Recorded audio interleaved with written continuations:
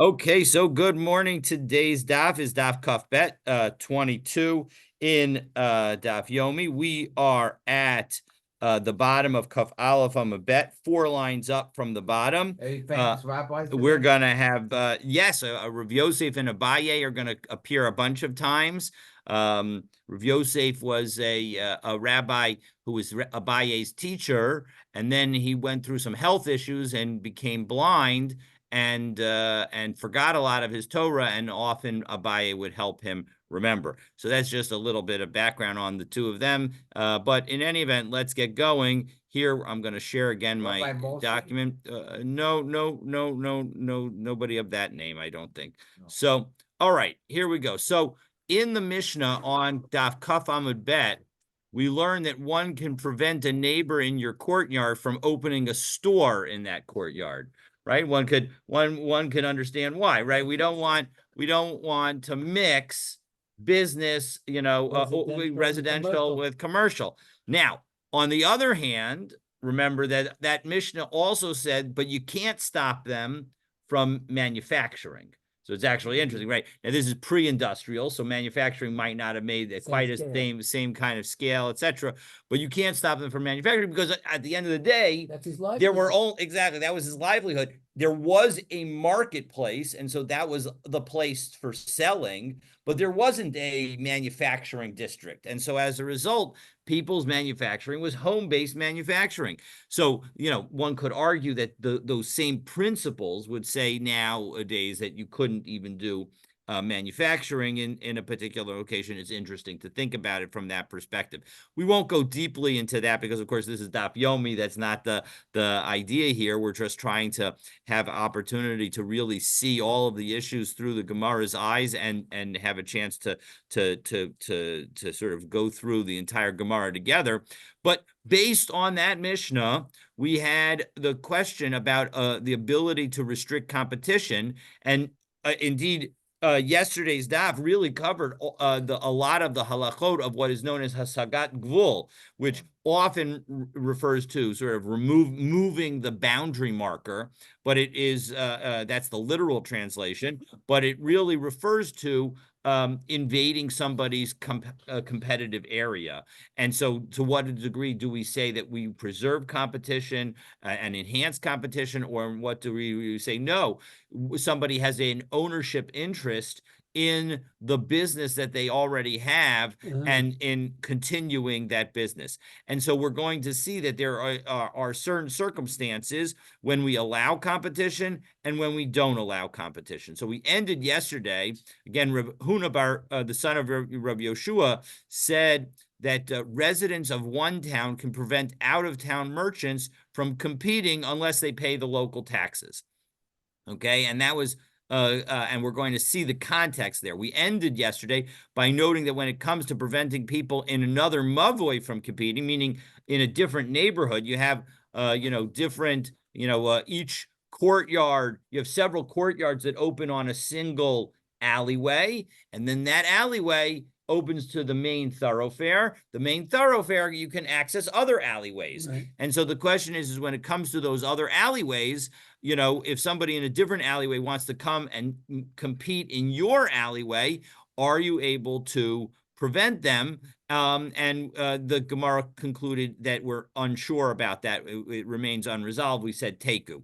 So as we pick up on the 4th line from the bottom of 22b of Kaf Bet Amud Bet, we're going to note that school teachers are one profession where we do not restrain competition. In other words, it's an exception to Rav Huna's rule. So let's take a look. So Amar Rav Yosef, again, 4th line, 3rd word on the line is Amar. Amar Rav Yosef, Moda Rav Huna, who says that you can restrict competition from out of town people. B'makrei dardaki, when it comes to teachers of children, dulo matzimak, if you're not able to prevent them from competing. To Amar Mar, because he said, Ezra Tikin will read this parenthetical because it makes a lot of sense, even if it might not be accurate based on other Gemaras. So Ezra Tikin lehen Yisrael, Ezra decreed for the Jewish people, Shiyahu Moshivin Sofer B'tzad Sofer, that you can have one teacher next to another teacher. V'nechosh Dilma So second, maybe we need to be worried that one of the teachers will become lax, because after all, what incentive do they have to develop a big following? Because what's going to happen if they develop a big following? Well, then somebody else will open up another school right next to them and take away a bunch of the students that they have. They'll just, they'll charge a little less. So why should they work? Why should they work so hard? And so the answer is Amar Le. So the Gemara answers that the answer was given as we turn to Kaf Bet Amud Aleph. Kina Sofrim Tar Bechachma, that the jealousy of the teachers will increase knowledge, meaning that they do want to try and be the best teacher, and that enhancing competition is an important element. And indeed, it's interesting because although this was always a concept, it became much more of a concept in the 80s and 90s, and now it's a sort of accepted, the idea of competition for innovation.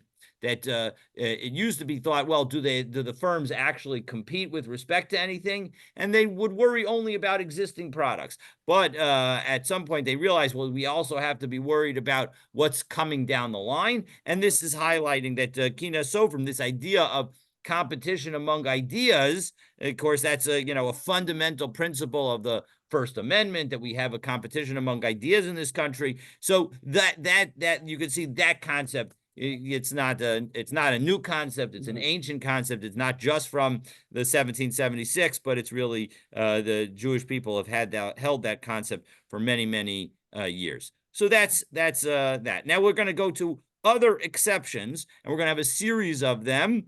And then we'll have some applications of the rules about not allowing out-of-town competition. So let's continue. So the Gemara said a couple of days ago, I think, that they wouldn't even fire a teacher because of competition, because of jealousy. They weren't allowed to fire it. There was a whole discussion whether they could fire one. They brought up the whole issue. It brought up the concept of jealousy there as well.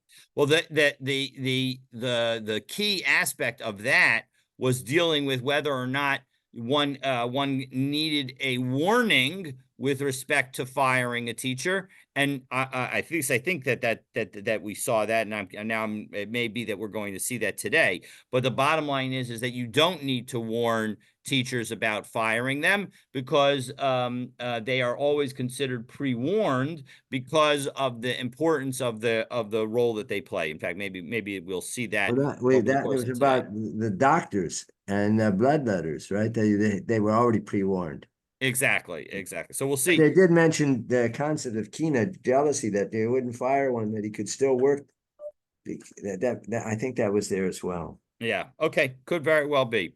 Okay. So Amar of Nachman bar Yitzchak, Umoda Rav Huna Berei Rav Yeshua, that again Rav Huna would admit that the following is the case. But Rochlin, when it comes to peddlers who sell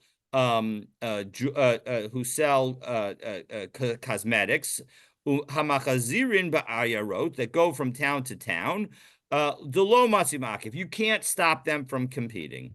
The Amar Mar, because we said Ezra tikin lehen liyisrael sheyu rochlin mechazirin ba'ayarot kadei sheyu takshitin mitzuyin levnos Yisrael, that there's a sense that we want the Jewish women to be beautiful. And so we want to enable them to have the cosmetics that allow them to do that. And so as a result, we're not going to prevent outside competition and thereby allow higher prices that might otherwise exist. Rather, we're going to allow the best competition possible to keep the prices low for these kinds of cosmetics.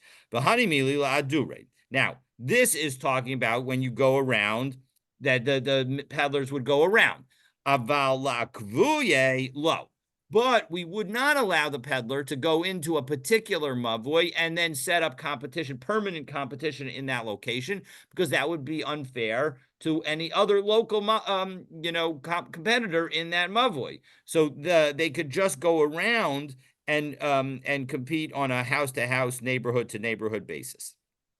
And further caveat, if it turns out that the person who's the peddler, is a rabbinical student, so then afilu lakvuyenami, then we would allow them to even set up shop. As Rava allowed Rabbi Yoshia and Rav Ovadia to set up a permanent shop, so they to set up a fixed location.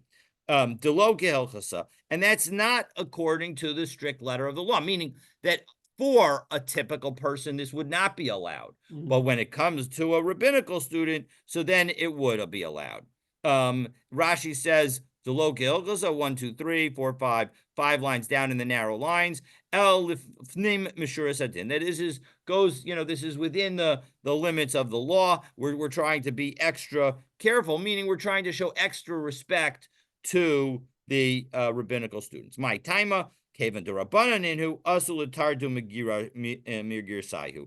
That because they're rabbinical students, we want them to be, that if we make them go around, then they'll be diverted from their studies, and we want to facilitate Torah study. Okay, now note, it's interesting to note and to think about it from this perspective. We want to facilitate Torah study, but we don't say that therefore they should just steal, or they should do, or that we should just give them money, but rather that they need to do the work, and we'll make it easier for them to accomplish their job. Right. But we're not actually going to, do something inappropriate to facilitate it. So, okay, so that's. But if they're opening a shop in this place, then they're not devoting their time to Torah study, aren't they? Exactly. Well, the point is that they have to make a living, right? The point is that rather than making them go from door to door, we'll allow them to make a living by setting up a particular shop so that everybody can come to them. And we will see, if we haven't seen it already, I know we've seen it before, not recently, but that the idea, but we will see again in the next day or two, I can't remember whether it's today or tomorrow, but we will see that when it comes to rabbinical students, we facilitate them selling before the rest of the market. Again, they can't charge a ridiculous price, but as long as they're charging the market price, we're going to say buy from them and let them sell before buying from anybody else. But here the point is that we allow them to set up shop. Again, it's not that they're obviously setting up shop will take them away from their studies, but it will enable them to get back to their studies more quickly because they'll sell their wares more quickly than going door to door. Mm-hmm. Okay, so Hanu Dikule the Aitu Dikla Lebabel. So there were these basket sellers who brought baskets to Bavel. Azu b'nei Masa kama'akev alvayhu. And the people in the city said, listen, you can't bring, you're foreign, you can't come in and sell. So Asu l'kamei de Ravina. And so they came to Ravina. Amr lahu, and Ravina said to them, Ma'alma asu, ula alma lizabnu. You came from the rest of the world. You can sell to the rest of the world. Meaning, as Rashi says, 1, 2, 3, 4, 5, 6, 7 lines down. Last word on the line. Ula alma lizaben yoma deshuka hava. It was the market day. V'harbe ba'an mimakom acher, and many people came from other places. Liknos min hashuk, to buy from the market. So lefikach ein bnei ha'ir ma'akvin gam al hamokrim lahavi umanusam v'limkor l'nekabtzim l'shuk. That Rashi is saying that when you have people coming from around the neighborhood, from not just your town, but from neighboring towns, to come and participate in the marketplace, you have a mall, so to speak. Yeah. And in that mall, you have stores. And so as a result, you can't prevent one mall store cannot prevent another mall store from competing with it, because people are coming from all over town, from neighboring cities. And so as a result, we'll also allow neighboring city merchants to come and participate in that marketplace. Okay, so Bahani Mili Biyomad Shuka. But again, the Gemara, back into the Gemara, but this only applies when, and we're now 1, 2, 3, 4, 5, 6, 7, 8, 9, 10, 11, 12, 13, 14 lines down on Kuf Bedam and Aleph. Bahani Mili Biyomad Shuka. This only applies during the market day itself. Aval below Yom Shuka, because that's when the buyers come from out of town. So, but when it's not the market day, but not when it's not the market day, meaning below Yom Deshuka low. But when it's not the market day, they're not allowed to come. And when we say that they could come in the market day, we only are saying that that they could sell in the marketplace. Low. They don't have the right to go around from place to place, meaning that they don't have the right to sell in the neighborhoods. They have to go to the marketplace because that's where the foreign customers are going. The foreign customers are going to the main marketplace. They're not going around to the neighborhoods. So that is the next piece. So let's take a look and see what's so now again we're going to have 3 applications of these rules. Application number 1 was the basket sellers in Bavel. Now we have application number 2, wool sellers in Pum Nahara. Hanu Amura Da'aitu Amra Lefum Nahara. So there were some wool sellers who brought wool to Pum Nahara. And so there were some people who sell wool in the neighborhood that were trying to stop them from selling. So they came in front of Rav Kahana. Amrlahu Dinu Demakev. They have the right. The law is on their side that they can prevent you. Imrule, but they responded to Rav Kahana.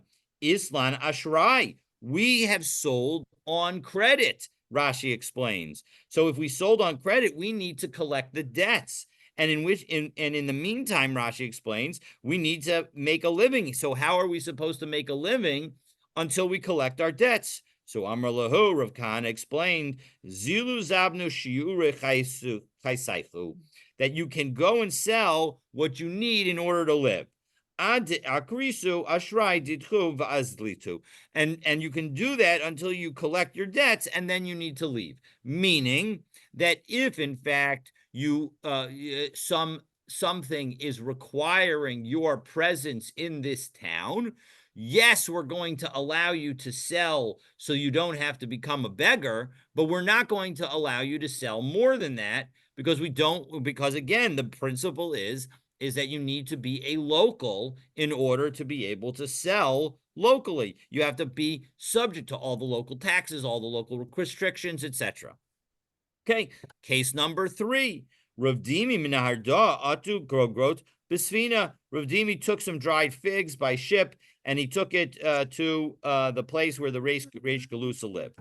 Amalei Reish Galusa l'Rava. So the Reish Galusa told to Rava, Puk chazi, go check this guy out. Go check out and see, is he in fact Itzurba mirabanan who denakit leishuka? Is he a rabbinical student such that we need to hold the marketplace for him? And this is what I was talking about earlier. So take a look at Rashi. It's about 15, 20 lines down in the narrow lines of Rashi. Naket leishuka. Hichras shalo yimkor ish be'ir grogros elahu. That we should announce that the only person who could sell in the city these dried figs is this one guy, is Rav Dimi. And so that was the question. Do we need to hold it for him? So Amrale Rava Rav Adabar Adaba. So Rava goes to Rav Adabar Abba. So we have the Reish Galusa goes to Rava. Rava goes to Rav Adabar Abba and says, Put tehile b'kankane. Go check out this his container. Meaning, what's in his in his jug? Meaning, is he filled with Torah or not? So Nafik Azal. So he went out and went to him. Baimene. He asked him. Peel, so this is a remarkable case. Peel Shabala Kafifa Mitzris. If you have an elephant that swallowed a particular kind of basket, this Egyptian kind of basket, and then after some time it digests it and it ejects it. So mahu. What's the law? Meaning, do we say that this is considered tameh, or susceptible to tuma because it was made into a basket, and baskets are subject to becoming tameh? Or do we say, no, this is excrement, and excrement is, and if you make a kli from excrement, it's not subject to becoming tameh. So which way is it? So lo havibiyade. Rav Dimi was unable to answer, and so as a result, we're going to say, and the correct answer is that, even such a basket would be tameh, because there's a Mishnah that says that that once a kli is susceptible to becoming tameh, it does not lose that capacity unless its physical form is changed. And the assumption of our question is that the basket came out in a way that was unchanged, was unchanged. It just came out, and so as a result, maybe you would say that it's not appropriate. But no, we say that it would still be tummy. So as a result, Amar Le, Mar Nihu Rava, are you Rava? Because Rav Ada bar Abba figured that this guy must be the famous Rava in this town, and that's why this was such a difficult question. So Tavak le Bisandale. So Rav Ada bar Abba tapped him on his shoe, playingly, and said, Amar le bein didi Rava ikatuva. There's a big gap between me. I'm no Rava, right? Miu al karkach ana rabach, but I am a better guy than you, meaning I definitely know more than you do. So Rava de Rabach, and Rava is the teacher of your teacher, meaning if I'm your teacher, so Rava is my teacher, so Rava is your teacher's teacher. So lo nakdu le shuka. So as a result, he was not considered well versed enough to be able to have a marketplace. Now, it's actually interesting to think about this in the context of the debate in Israel regarding the service members, meaning that maybe what we need is actually a test, and it's the point is that you have to pass a certain test in order to be able to have the respect that have the marketplace hold for you. And so similarly, maybe you need to pass a certain test in order to be able to be exempt from the military service. But in any event, I digress. So Sid gross day. As a result, all of his dried figs were lost, meaning they all became spoiled and became worthless. So Asal Kameda Rav Yosef Amarlai. So Rav Dimi went to Rav Yosef and he said to him, Chazi Mar my Abduli. You see, look at what they did to me. I'm not, I should have gotten a chance to sell my stuff. So Amarle, Rav Yosef said, Mandelo shoy unusi lunisa demalko de Edom. That the one who did not wait to to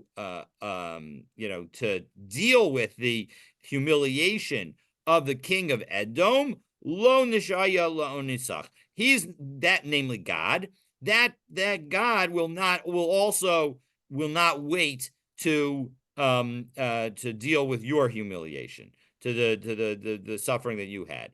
Dixiv, there's a pasuk in Amos, and the pasuk says, Ko amar Hashem al shlosha pishay Moab va'al ba lo ashivenu. That with respect to 3 sins of Moab, I was okay, but on the 4th one, I'm not going to. But on the 4th one, I'm not going to be delaying. Al sarfo atzmos melech Edom lasid, on the fact that the Moab burned the bones of the king of Edom and put it in lime. I'm not going to turn away from that, from punishing. Okay, so as a result, nach nafshe de Rav Ada bar Abba. As a result, Rav Ada bar Abba, who was the one who presented the test, and died. So in second, so Rav Yosef Amar, so now everybody's worried. So why are they all worried? So Tosos is going to explain. So let's go to Tosos and we'll see. Ana anishte. It's a 1, 2, 3, 5th Tosos on the daf. I'm the source of his being punished. Kol echad mehen hayamit onein. All of them were afflicted. They were very pained by the fact Sha'al Yado mate Ravada, that it was due to their actions that Rav Ada died. Mishum da'amrinim b'Shabbos, because we say in Masechah Shabbos, beperach Shoel, in that parak, kol yemet kol mi shechaveiro nenesh al yado, anybody who gets punished as a result of you, ein machnizin oso b'mechitza shel HaKadosh Baruch Hu. That person on the person, the you in that statement, who is the cause of somebody else being punished, doesn't get to go within the the enclosure that God is in the world to come. As we say, Shnei, as it says in Mishlei, Gam anish l'tzadik lo tov. That when it comes to the punishment is also not good for the righteous. What does that mean? Punishment is not good for the righteous. So we're understanding it as the following: that if somebody gets punished as a result of something that they've done to the righteous, even that righteous person will suffer. Meaning, nobody, we should, indeed, there's a prayer that is part of the nighttime Shema that we say, that we ask God not to punish anyone as a result of anything that somebody might have done to you over the course of the day. And the idea is that we should not, even if they deserve it, God should be lenient on them because of us. And based on that attitude will allow us, one, by being lenient on others, we hope that God will be lenient on us. And two, it will help us realize that at the end of the day, whatever harm somebody has done us, we should try and be lenient and understanding. It's a very, very important lesson. I struggle with it myself. And so in any event, I say it for myself and have you all listen. Okay. So Ella Ra. So back into Toso. So lo tov Ella Ra, meaning that when we say, this is not a quote from the pasuk, but rather our interpretation. What does lo tov mean? It means that there's going to be bad. What bad is there? Uksiv in Tehillim Perek Hey pasuk Hey, it says lo yigorcha ra. Right, that with Hashem doesn't dwell. Evil doesn't dwell with God. So what we're hinting at is that the ra that is going to happen to the righteous person who someone else is punished on is that they're not going to get to dwell with God to the same degree that they might have otherwise. So now that we understand what everybody's concerned about, let's hear how everybody thinks that they're the source and the cause of Rav Ada bar Abba's death. So Rav Yosef Omer, but there isn't some, but if even the righteous, I would think, are punished for something if they're doing something incorrect, or there are people that justifiably should be punished for, I don't know, students in school, whatever it might be. There are people, there are punishments that the Torah says in certain cases. Yeah, right?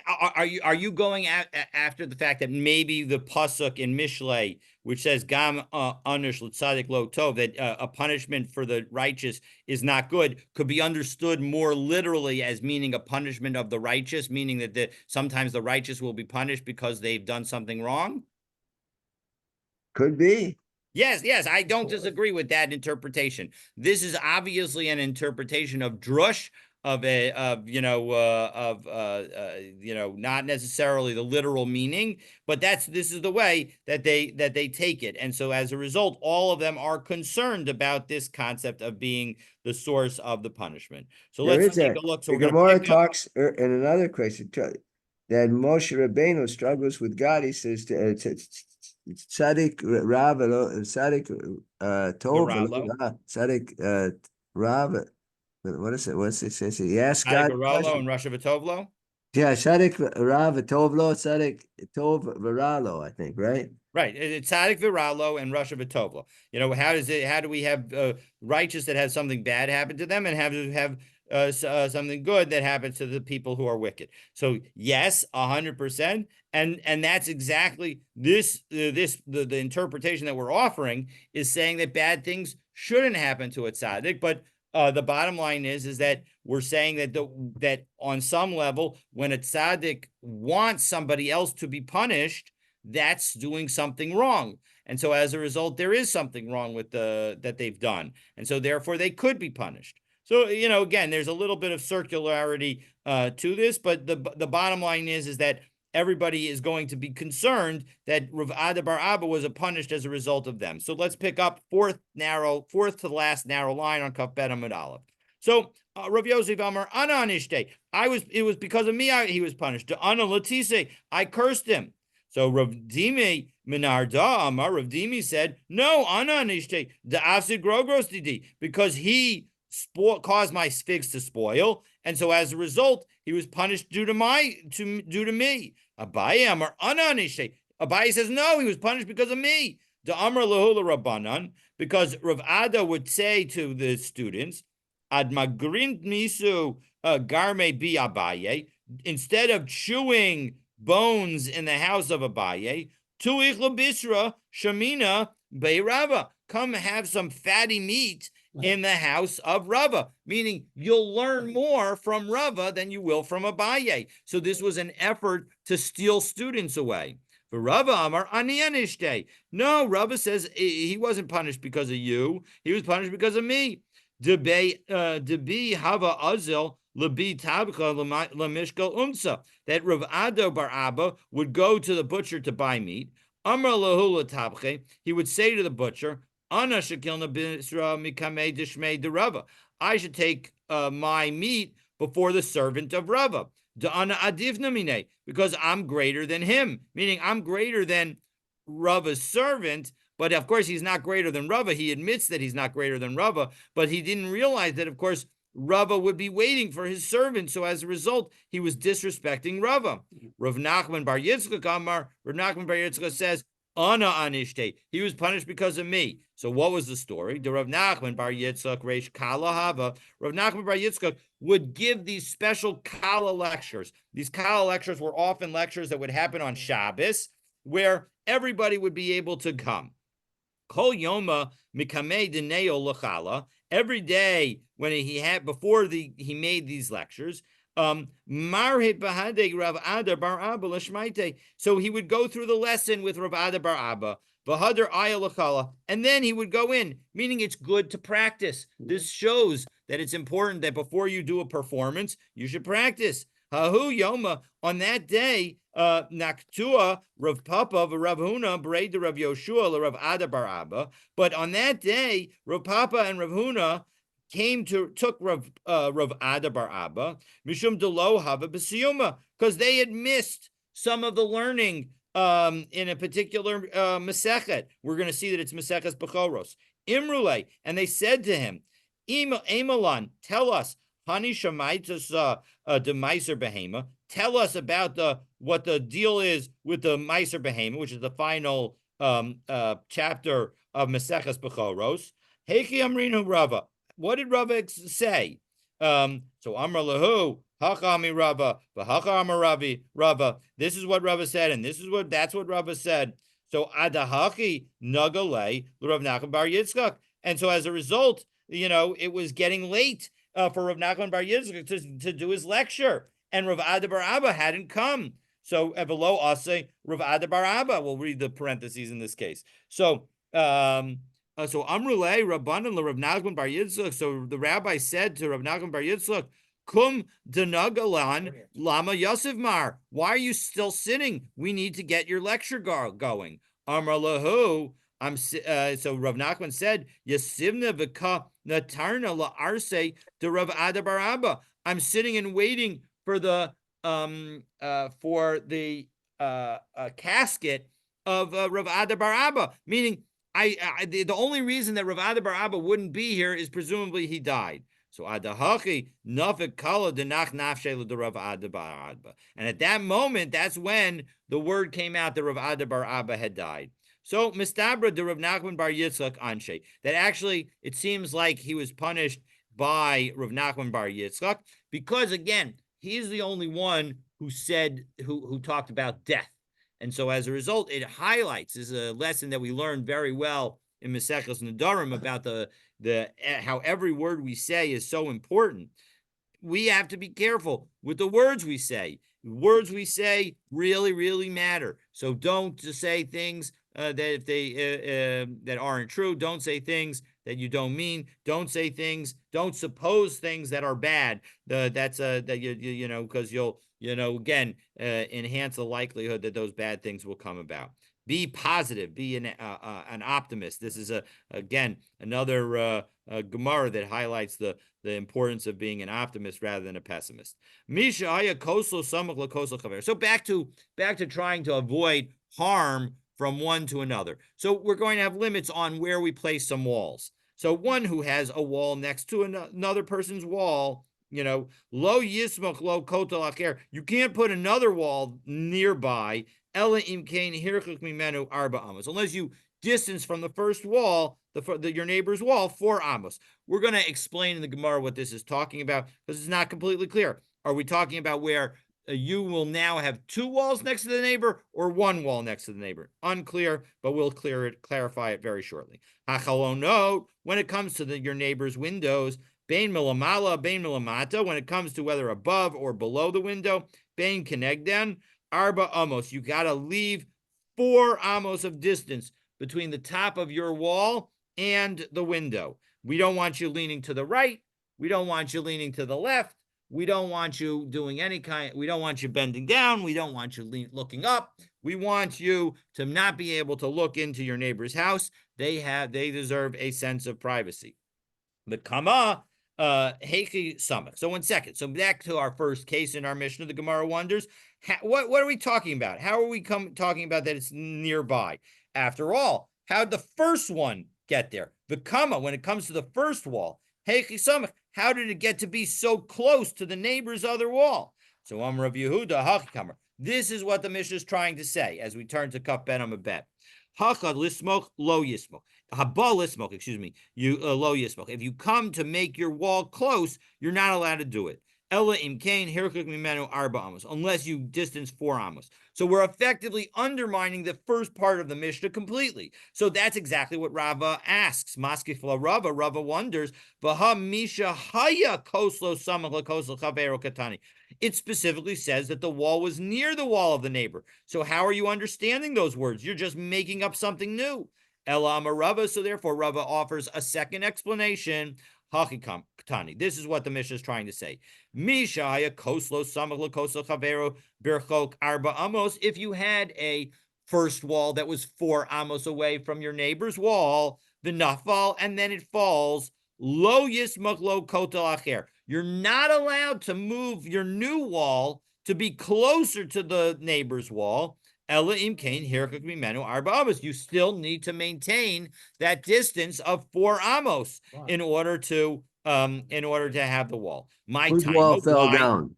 What? Whose wall fell down? Your wall or the neighbor's wall? Your wall fell down. The wall of the person who's building the new wall. So you had a wall, according to Rava, that was near the wall of your neighbor. That was 4 amos away, but near the wall of your neighbor. It falls down. You want to rebuild it. You're not allowed to build it closer to your neighbor. You were 4 amos away, and you can't build closer than 4 amos to your neighbor.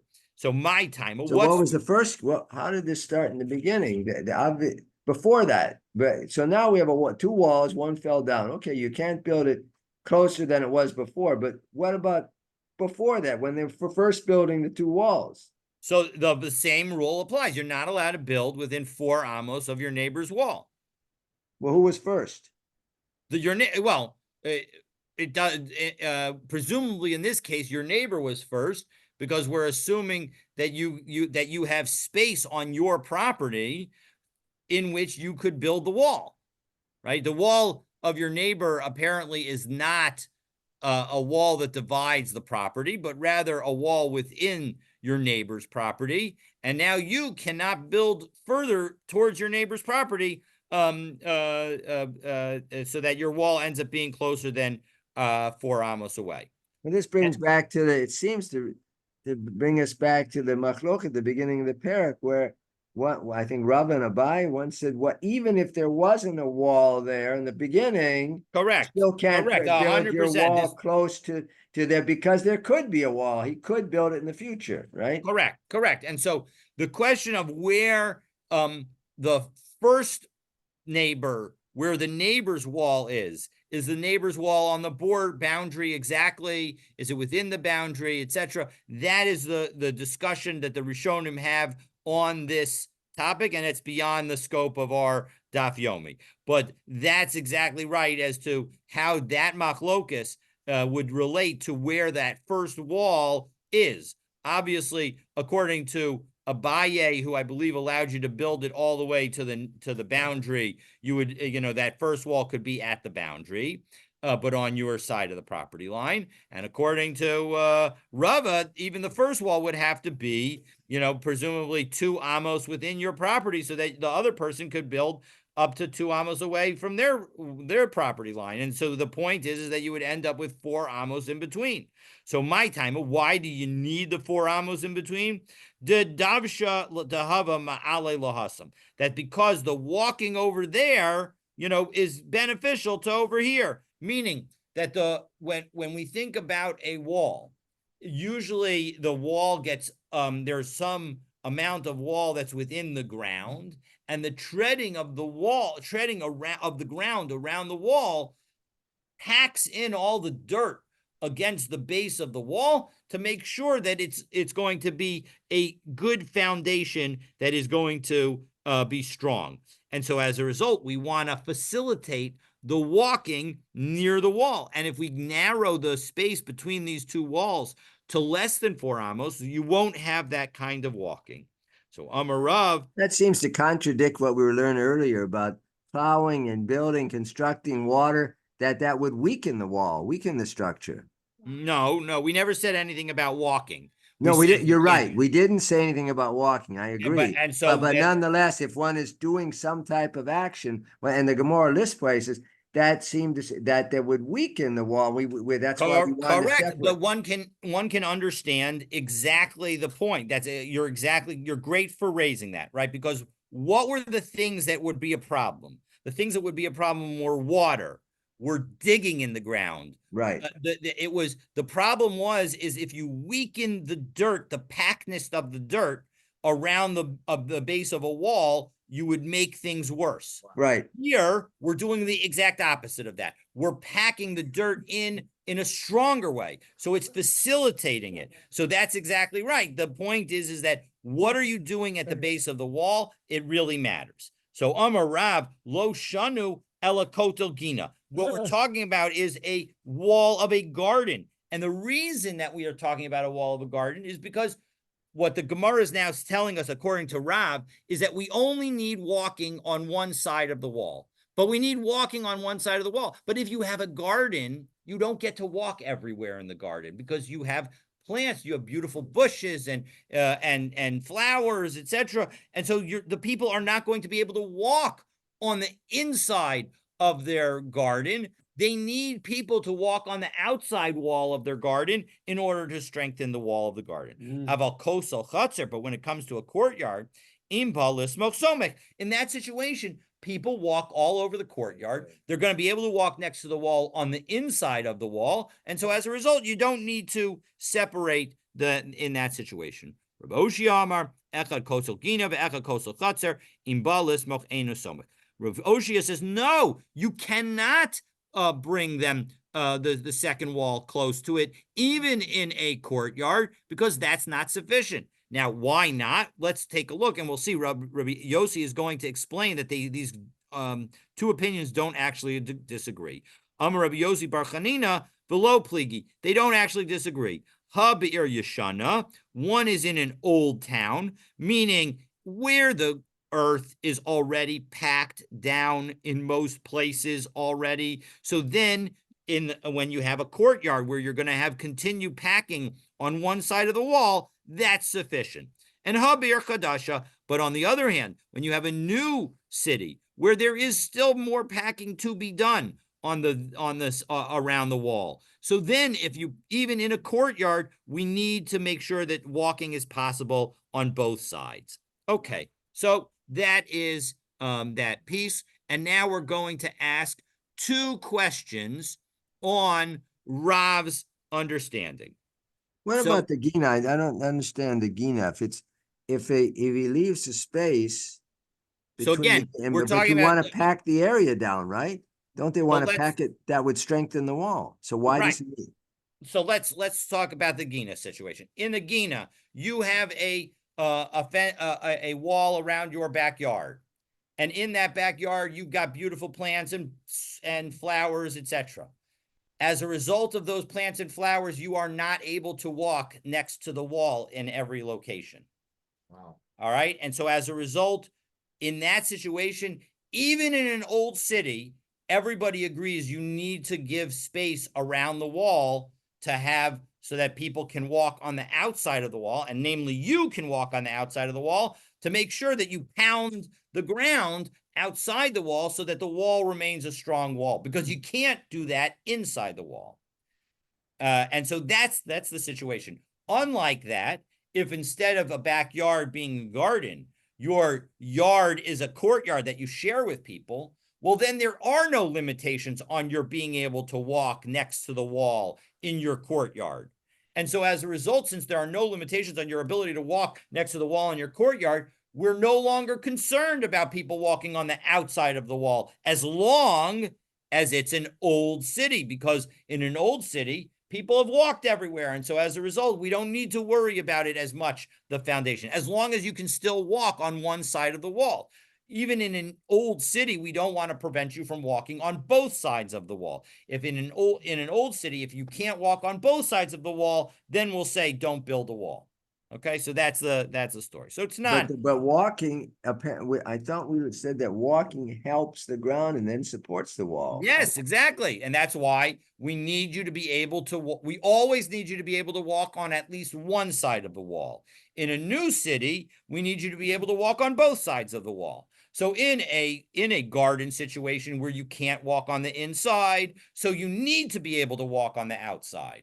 And in a courtyard situation where you can walk on the inside, as long as it's an old city, you don't have to worry about walking on the outside.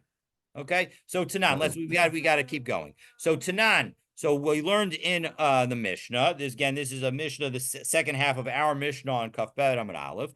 Hachalonot, when it comes to windows, Bein Milamala, Bein Milamata, Bein Mekanegdan, Arba Amos, you need space of 4 amos, Vitani Allah. And we have a brisa that teaches milamala kadesha lo yatzis v'yira. We have to build it 4 amos above it so that you can't bend down and look in.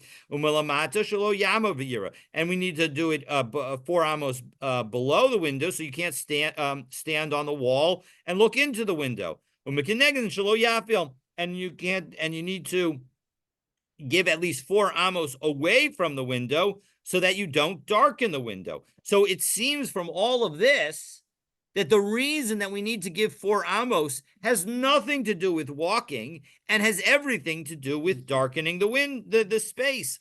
So taima shalo yafil.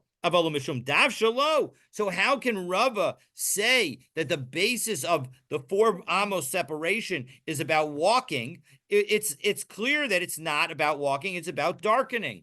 So Hakabamayas Bava minatzad, that when we say that you have to, that we want to prevent the darkening, it's talking about where the wall is perpendicular to the wall where the window is. So again, imagine you have walls going like this.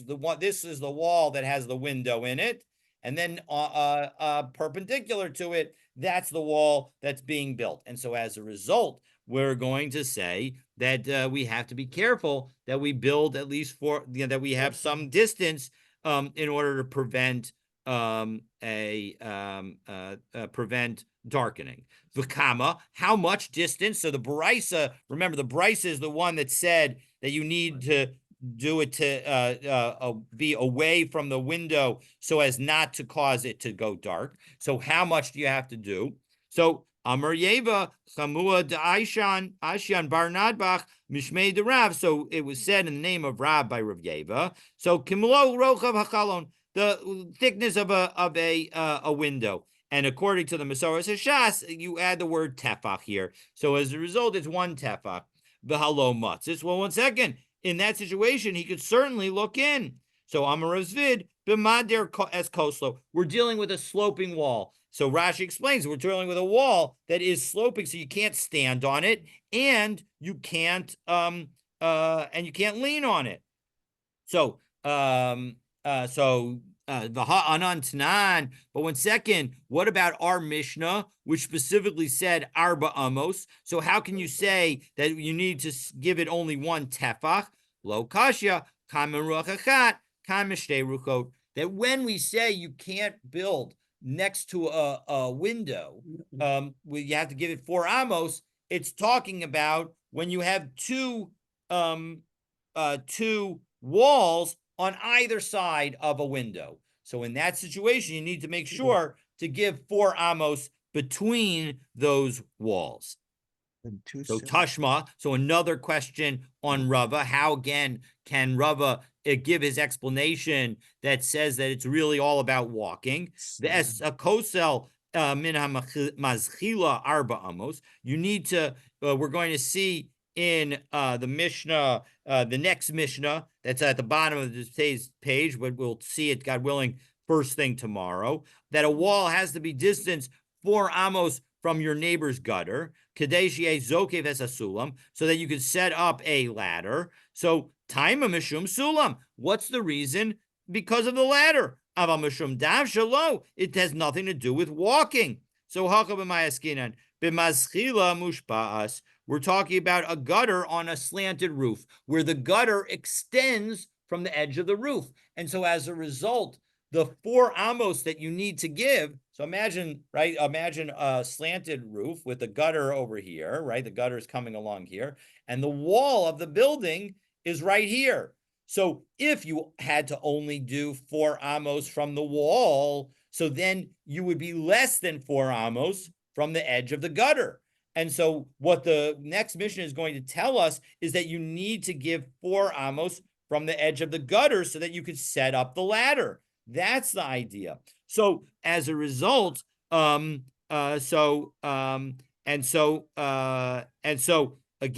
that answers the reason that in fact Rava is correct, that the reason that we need to give 4 amos between walls is because of the ability to walk.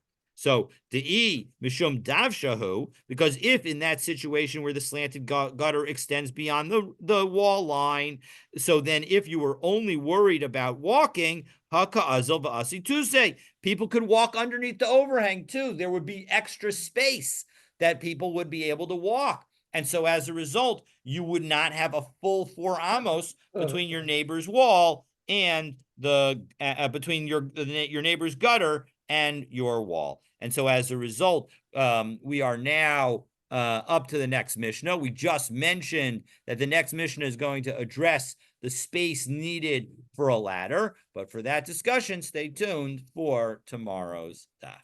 Wishing everybody a wonderful, wonderful day. Have a good day. Thank you, Rabbi.